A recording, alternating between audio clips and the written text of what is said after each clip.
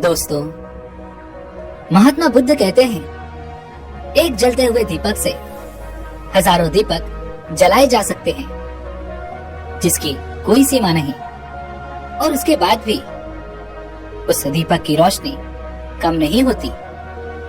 ठीक उसी प्रकार खुशियां बांटने से खुशियां बढ़ती हैं, बल्कि कम नहीं होती। आज हम जानने वाले हैं नींद, नशे और ध्यान में क्या अंतर है। तो मैं आपको बता दूं कि यदि हम इसे ऊपर से देखें तो हमें कोई भी बड़ा अंतर नजर नहीं आने वाला। नशे में भी हम खोए रहते हैं और हमें अपनी सुध बुध का पता नहीं होता। नींद में भी हम कुछ इसी प्रकार खोए रहते हैं कि हमें कुछ भी पता नहीं चलता। और जब हम ध्यान में होते हैं तो हमारे आसपास भी कई सारी चीजें हो रही होती हैं, लेकिन हम उसे जान नहीं पाते, क्योंकि हम तो ध्यान करने में मग्न रहते हैं। हम ध्यान में और गहराई तक उतरने में अपनी कोशिश करते हैं। जिस प्रकार जन्म और मृत्यु हम सभी के तय हैं, लेकिन हम उससे हमेशा अनजान रहते हैं। हमें यह पता नहीं चलता कि कब हमारी मृत्यु हो जाएगी और कब कोई जन्म लेगा। यह भी एक बहुत बड़ा रहस्य है। यहाँ तक कि हमारे खुद का वजूद भी एक बहुत बड़ा रहस्य है। जबकि हमारा खुद का वजूद हमारे साथ ही हमेशा रहता है, हम इसे लिए घूमते रहते हैं, लेकिन फिर भी हमें इसके बारे में कोई जानकारी नहीं होती। यहाँ तक कि हम जो सांसें ले रहे हैं, इन सांसों तक का ध्यान हमें नहीं होता। और तो और यदि हम बात करें स्वयं की, तो सबसे करीब हम खुद ही अपने होते हैं, लेकिन हम कभी भी अपने आप को जान नहीं पाते। हर एक मनुष्य रोज सोता है और रोज उठता है, लेकिन उसके बावजूद हम कभी भी नींद के बारे में नहीं जान पाते, और ना ही उठना अर्थात जागने के बारे में हमें कुछ भी ज्ञात नहीं। जागरूक होकर जीना, इसके बारे में तो हमने कई बार बात की है। आज हम बात करेंगे नींद की।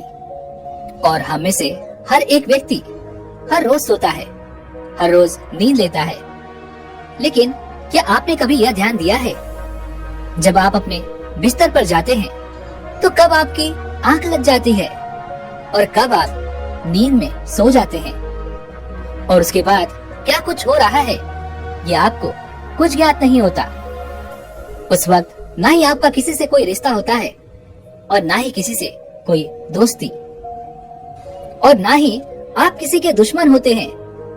और इतना ही नहीं, उस समय ना तो आप वर्तमान में होते हैं, ना ही भूतकाल में, और ना ही भविष्य में। सब कुछ शून्य सा हो जाता है, और आपका वह अस्तित्व जो इस दुनिया में है, वह मानो खत्म सा हो जाता है, और कुछ भी नहीं रह जाता। इस दुनिया में आपका जो अस्तित्व है, वो आपके होने से है। यदि आप नहीं तो कुछ नहीं, और आप हैं तो सब कुछ है। ये बात थोड़ी सी गहरी है, इसे शब्दों में समझाना थोड़ा मुश्किल है, लेकिन यह बात हर किसी पर लागू होती है। आप ये जो दुनिया देख रहे हैं, ये जो संसार है, यह ब्रह्मांड हर किसी के लिए अलग अलग है, लेकिन यह जो अलग अलग बातें हैं, ये हमारे मन के प्रथम स्तर पर हैं, जिस पर हम सभी जीते हैं, समझते हैं, और यह सभी पर लागू होती है। और मन का ये जो प्रथम स्तर है, यह स्तर किसी एक ही चीज को हजारों प्रकार के अंतरों में प्रकट कर सकता है, और मन का यही प्रथम स्तर हम खुद भी हैं। मन के और भी स्तर हैं, जो हमारे निर्माण में पूर्ण रूप से सहायक भी होते हैं, लेकिन वह कभी भी सक्रिय होकर हमारे सामने नहीं आते। जिस प्रकार जब हम नींद में होते हैं, तो हम कभी नींद को महसूस नहीं कर पाते, और नींद अपना खेल खेल कर चली जाती है, और हमें कुछ भी नहीं पता चल पाता। ऐसी स्थिति में या तो हम नींद के पहले के समय को जान पाते हैं, या फिर नींद के बाद अर्थात जागने के बाद जो समय हमने बिताया होता है केवल हमें वही याद रहते हैं। नींद को नहीं जानना मन का एक और स्तर होता है जिसे हम अचेतन मन के नाम से जानते हैं। जब कोई व्यक्ति बहुत अधिक नशा कर लेता है तब वह इसी अचेतन मन की दहलीज पर आकर रुक सा जाता है और चेतन मन अवरुद्ध होने लगता है, क्योंकि चेतन और अचेतन मन इन दोनों की जो शक्ति है यह मन से ही मिलती है। लेकिन यह जो अचेतन मन है इसकी दहलीज पर हर कोई व्यक्ति अधूरा सा होता है। जैसे यदि किसी व्यक्ति को क्रोध आए तो वह व्यक्ति क्रोधित तो होता है लेकिन क्रोध नहीं होता। किसी को यदि प्रेम होता है तो प्रेम नहीं होता। यदि किसी व्यक्ति के पास यादें हैं तो वह धुंधली सी भावनाएं बन जाती हैं। और यह सभी कुछ हमारे मन के प्रथम स्तर पर होता है और चेतन मन पर आकार ही संपूर्ण आकार लेती है, जिस कारण हम अपनी भावनाएं समझ पाते हैं, उन्हें महसूस कर पाते हैं और उन्हें प्रकट कर पाते हैं।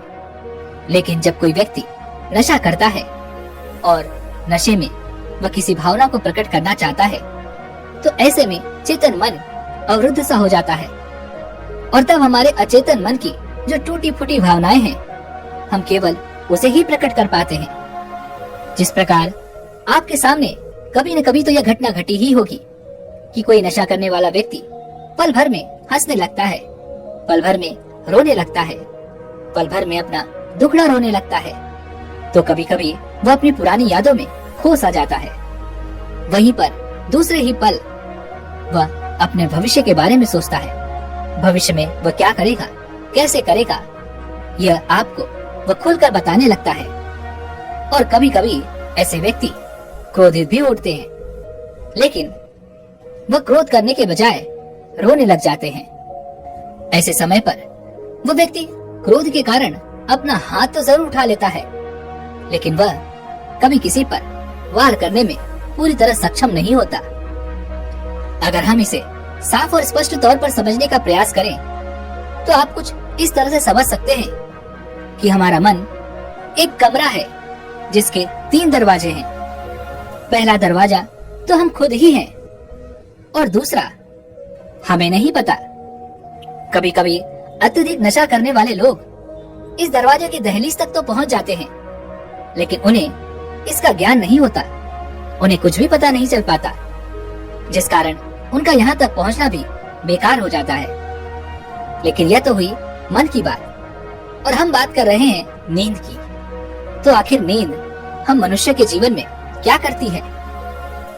नींद मन के तीसरे दरवाजे को खोल देती है, और यह तभी संभव हो पाता है जब हमारा चेतन और अचेतन मन, इन दोनों की ऊर्जा एक निश्चित लेवल से नीचे आ जाती है और हमारे चेतन और अचेतन मन को ऊर्जा की आवश्यकता पड़ती है, तभी यह ठीक से काम कर सकते हैं। लेकिन ऐसी स्थिति में इनके पास वह ऊर्जा नहीं होती, जिस कारण ये शांत हो जाते हैं, स्थिर हो जाते हैं। जबकि दूसरे दरवाजे पर भरपूर ऊर्जा होती है, लेकिन ऐसी स्थिति में हमारा चेतन और अचेतन मन इस ऊर्जा का इस्तेमाल नहीं कर पाते। और जब ये दोनों दरवाजे शांत हो जाते हैं, जब इन दोनों दरवाजों से हमारा चेतन और अचेतन मन शांत हो जाता है, तब नींद का आरंभ होता है।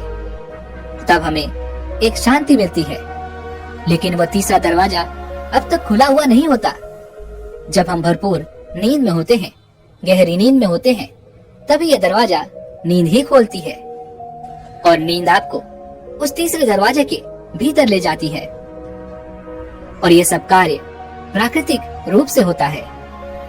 लेकिन हम में से कुछ लोग जिन्हें कभी काल को नींद नहीं आती, वो बहुत परेशान होते हैं। उनका मन बेचैन रहता है, उनके मन में हजारों विचार रहते हैं, उनके मन में हजारों तरह की तकलीफें उत्पन्न होती हैं। ऐसे समय पर वह किसी नींद की गोली का इस्तेमाल कर लेते हैं, लेकिन यह नींद की गोली हमें उस तीसरे दरवाजे तक नहीं ले जा पाती, क्योंकि हमारा चेतन मन उस समय जाग रहा होता है और वह इन चीजों पर नियंत्रण कर रहा होता है।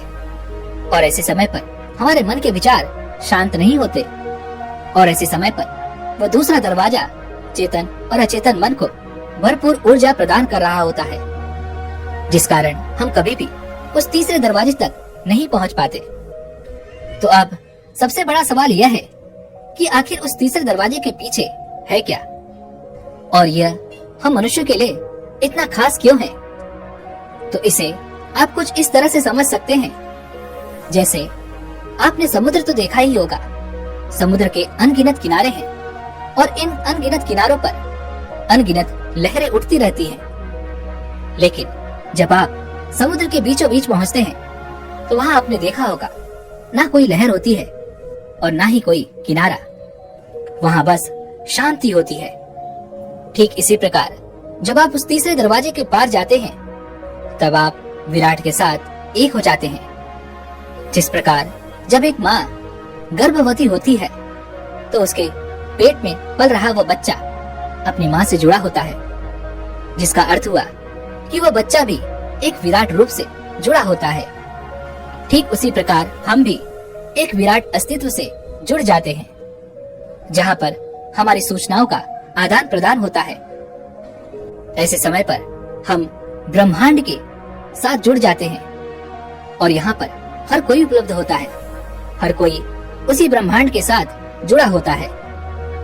कभी कभी आपके साथ कभी कुछ ऐसा जरूर हुआ होगा कि आपने किसी अनजान व्यक्ति को देखा होगा, और आप मन ही मन यह सोच रहे होंगे कि न जाने क्यों ऐसा लगता है, मैंने इस व्यक्ति को कहीं देखा है, जबकि आप उससे पहले कभी नहीं मिले होते, ना ही आप उसे जानते हैं। और ऐसा इसलिए हो पाता है क्योंकि हम सब एक ही ब्रह्मांड से जुड़े हैं, जिस कारण हम एक दूसरे से जुड़ पाते हैं। तो यहाँ तक पहुँचने के बाद अब तीसरा और सबसे महत्वपूर्ण सवाल यह है कि जब हम इस अवस्था में होते हैं, तो ऐसी अवस्था में क्या हम सोए होते हैं या हम बेहोशी में होते हैं। तो इस सवाल का जवाब भी बहुत साधारण सा है। ऐसी स्थिति में ना तो हम बेहोश रहते हैं और ना ही सोए हुए, लेकिन नींद वो गहरी अवस्था है जिस कारण हम वहां तक पहुंच पाते हैं, और नींद ही हम पर नियंत्रण रखे हुए होती है, और नींद हमें एक नियंत्रण के साथ जागरूक कर देती है, और हम नींद के उसी जागरूकता के साथ उस तीसरे दरवाजे में प्रवेश करते हैं। लेकिन ये जो तीसरा दरवाजा है, यहाँ पर भी कुछ ऐसे कारण हैं जिस कारण हम यहाँ पर कोई भी चीज याद नहीं रख पाते। यहाँ पर केवल एहसास होते हैं, और इन एहसासों को हम याद नहीं रख पाते। हो सकता है कभी कभी हम छोटे मोटे एहसास याद रख लें और उसे लेकर वापस आ जाएं, लेकिन ये एहसास टूटे फूटे होते हैं। और इसी कारणवश जब हम किसी अनजान व्यक्ति से मिलते हैं, तो हमें कभी कभी यह प्रतीत होता है कि हमने इस व्यक्ति को कहीं देखा है, हम इस व्यक्ति को जानते हैं, क्योंकि हम सब उसी ब्रह्मांड में एक साथ जुड़े होते हैं, जिस कारण हमें वो एहसास तो रहता है, लेकिन हम उसे नहीं जानते और हमें कुछ भी याद नहीं रहता।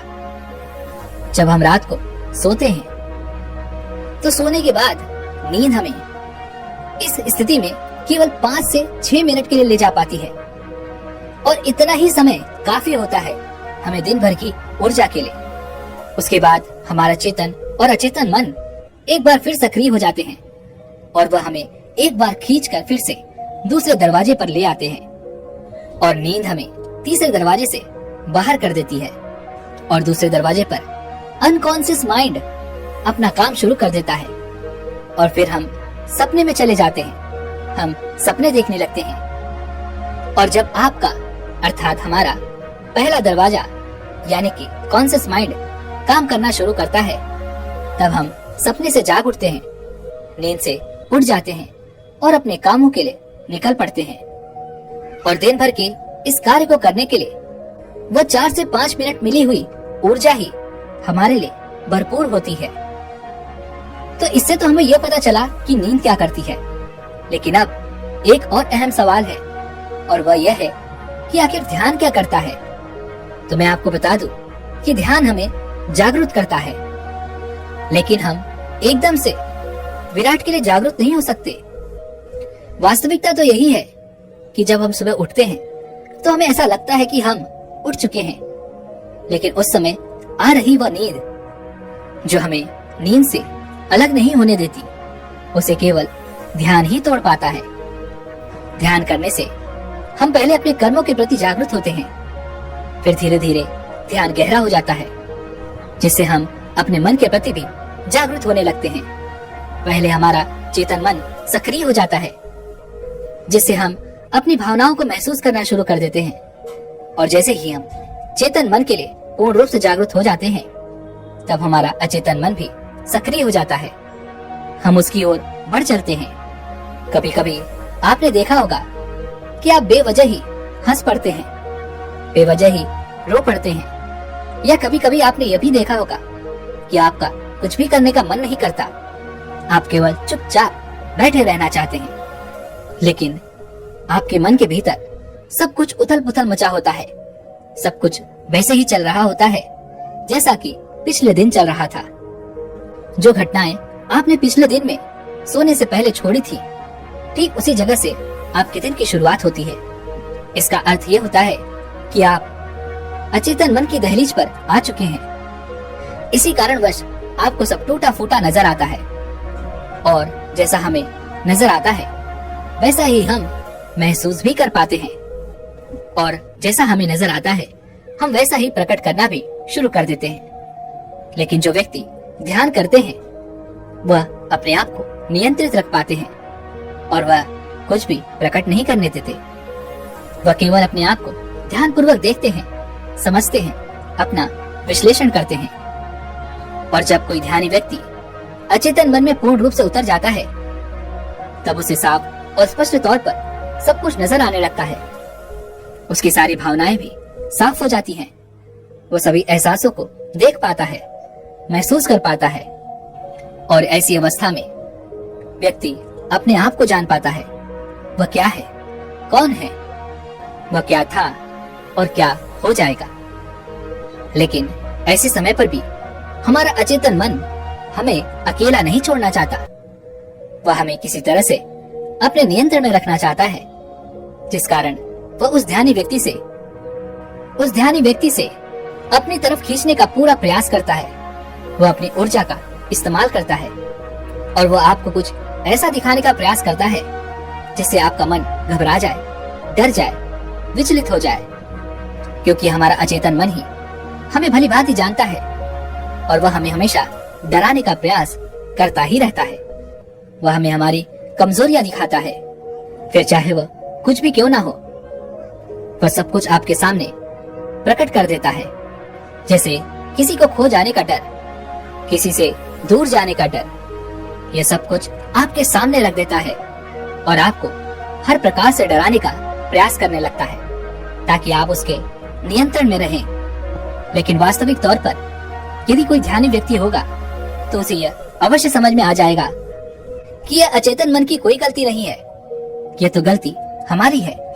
जो हमने उसे खिलाया है, यह वही हमें दिखा रहा है।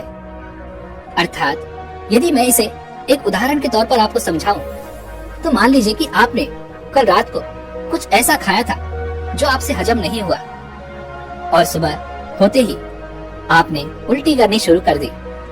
आपने जो खाया था इसका रंग रूप तो बदल जाएगा, लेकिन वह वही रहने वाला है जो आपने खाया था। इसी प्रकार हमारा अचेतन मन भी सुबह सुबह कुछ उल्टी जैसी ही प्रक्रिया कर रहा होता है। वह सब कुछ अपने अंदर से निकाल रहा होता है।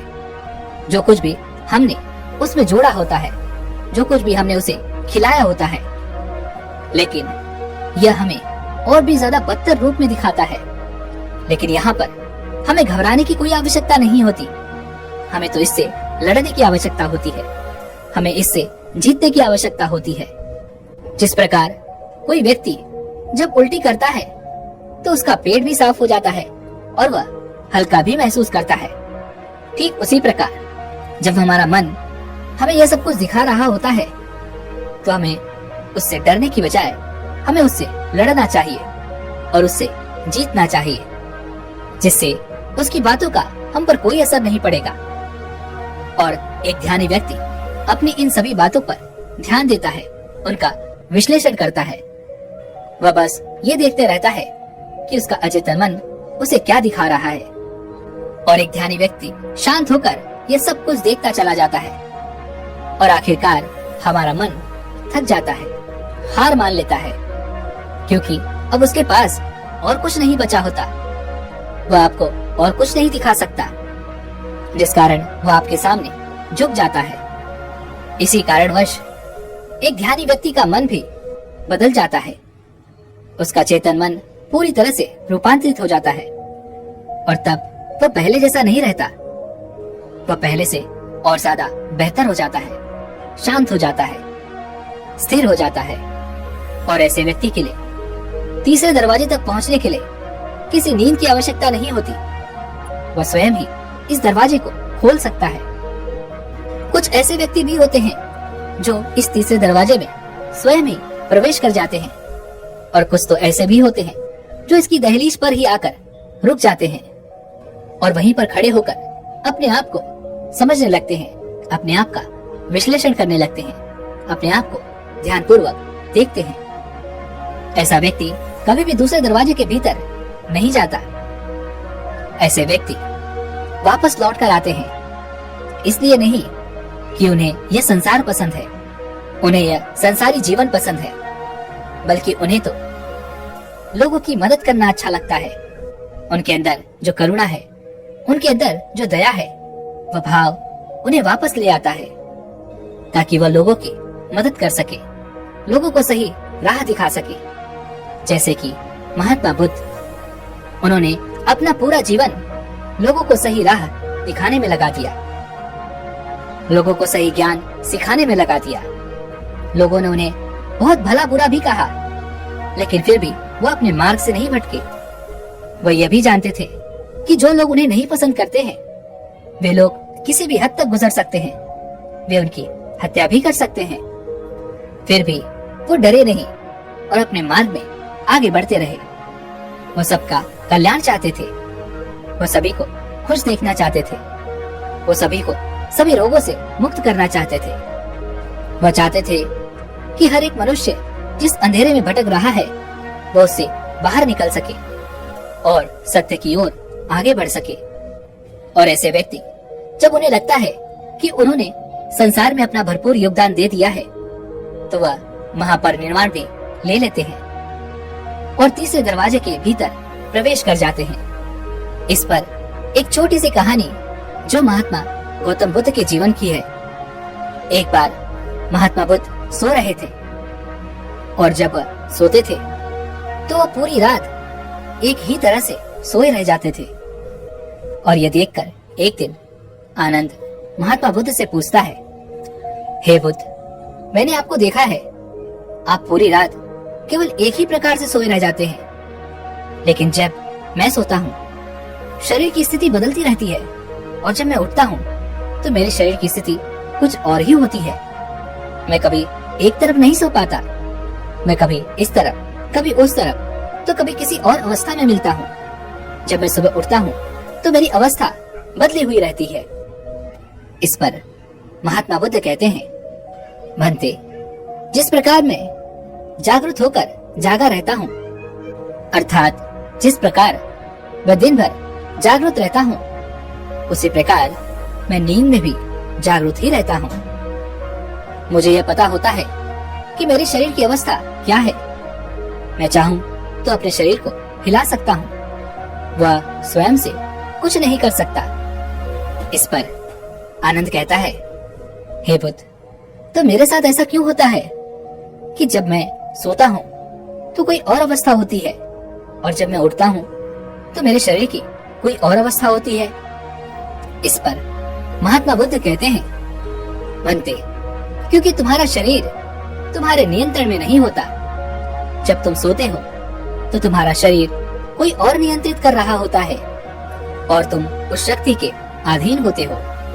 किंतु जब तुम जागृत हो जाओगे, अर्थात रात्रि को सोने के बाद भी जब तुम जागृत रहोगे, तब तुम भी एक ही प्रकार से सोए रहने में सक्षम हो पाओगे। क्योंकि जब हम सोते हैं तो नींद हम पर नियंत्रण पा लेती है, और वही हमारे शरीर को नियंत्रित रखती है। लेकिन जैसे ही हमारा चेतन और अचेतन मन सक्रिय होते हैं तो हमें खींचकर बाहर ले आते हैं, जिससे हम जाग उठते हैं। और तब हम ये देख पाते हैं कि हमारे शरीर की अवस्था तो कुछ और ही है। लेकिन यदि तुम रात्रि में भी सोने के बाद नींद में जागरूक रहना चाहते हो तो इसके लिए तुम्हें ध्यान करना आवश्यक है। ध्यान हमें आजादी देता है, स्वतंत्रता देता है, और तो और वो हमें स्वयं से निर्णय लेने की क्षमता भी प्रदान करता है। यदि कोई व्यक्ति ध्यान करता है तो उसकी समझ उच्चतम कोटि तक विकसित हो जाती है। लेकिन कोई व्यक्ति यदि नशा करता है और उसे यह लगता है कि उसके लिए सर्वश्रेष्ठ है, तो वह उसकी भूल है। वह उसका बहुमूल्य समय नष्ट कर देता है और उसे इस तरह से नियंत्रित रखता है जिससे वह कुछ भी नहीं कर पाता और वह तुम्हें कहीं नहीं जाने देता। दोस्तों, उम्मीद है कि आपने आज की इस वीडियो से जरूर कुछ न कुछ सीखा होगा। तो इस वीडियो को लाइक और अपने दोस्तों के साथ शेयर करना ना भूलें और हमें ऐसे ही सपोर्ट करने के लिए चैनल को सब्सक्राइब और घंटी बटन को भी जरूर दबा दें। तो चलिए मिलते हैं ऐसे और वीडियो में, तब तक के लिए अपना ख्याल रखें। धन्यवाद।